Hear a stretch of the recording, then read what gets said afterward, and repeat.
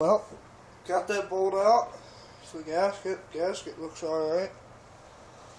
Probably reuse that. This carburetor I think is junk. This is usually 3/8 or 7/16, so that bolt down there that I was taking out was pretty hard to take out. Not this one. This one seems to be pretty loose. But that one up there had to sit there. It was a flathead, so I took a razor blade and the flathead would bend it around, spin it around, trying to get some needle nose on it, spin it. So, sat there for probably 15 minutes getting that bolt out. A little long, I think. Don't think it needed to be that long or that hard to put in, but and take out. But this bolt seems to be kind of long too. There we go. Oh. Usually 3/8 or 7/16 down there. And that's a carburetor. Noted junk. Probably a trash carb. But set that to the side again. And I guess it's time to take this flywheel off. Now, another thing that's not recommended to do here.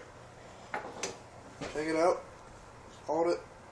Tap, tap, tap.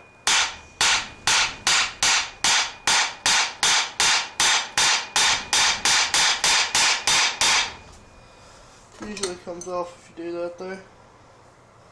But this one seems to be a bit stubborn, so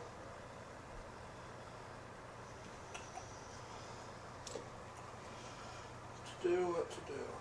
Let's see. Take it out and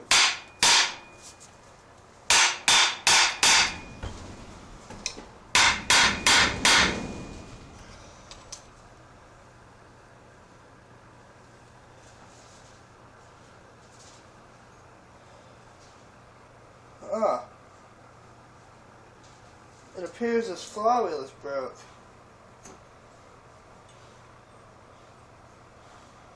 It's spun around.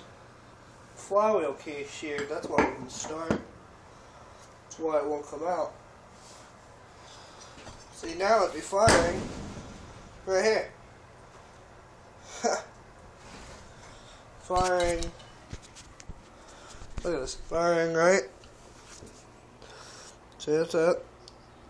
That'd be firing. And the piston's at just about top bottom.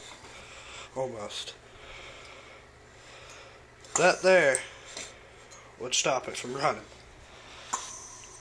So, I'm going to take that as the problem and to why my uncle probably gave me this engine. You see? Well, I guess I'll have to come up with something different to get this flywheel off of here with that sheared key like that. Alright, get back to you. Bye.